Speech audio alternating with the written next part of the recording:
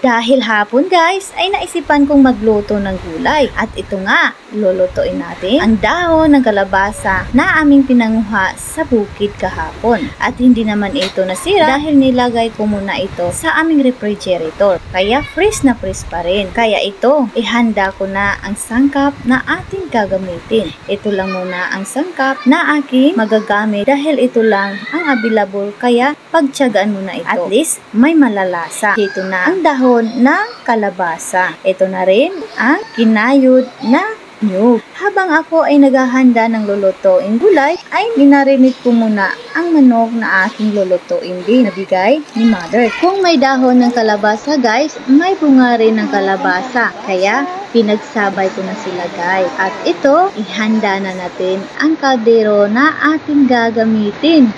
So pasensya na guys sa itsura ng aking kaldero dahil hindi na yan kayang i-bleach pa. Kung tayo nga ay tumatanda, ganun din ang ating mga gamit, kumukupas din.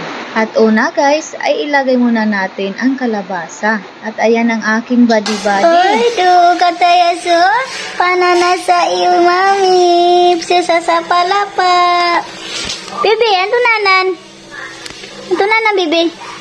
Sisa sa palapa. Uy, At isusunod na natin guys, ikan na gata ng nyug. At isama na rin natin ang palapa na pampalasa. At ayan, ilagay na natin para lumasa siya guys. At haluin lang natin guys ng mabuti para ma-absorb ng gulay ang ating palapa.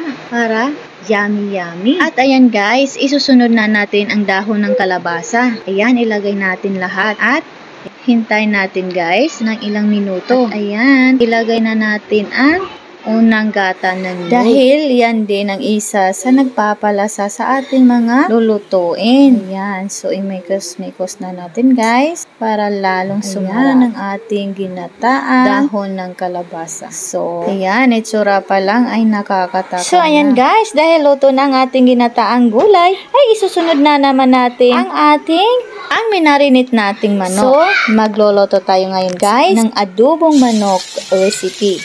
So, yan ang ating isusunod mga kasisila. At ayan, ilagay na natin ang ating sangkap. So, hindi halatang tinipid sa sangkap guys. So, ayan. Post na natin ang ating minarinate na chicken. So, ayan, napaka-cute na chicken guys. So, galing yan kay mother. Nakasing laki guys ng maliit na ibon. Kahit si bunso nga siguro ay hindi mabubusog dito dahil sa liit. Pero kahit maliit ay mabubusog ka naman sa amoy.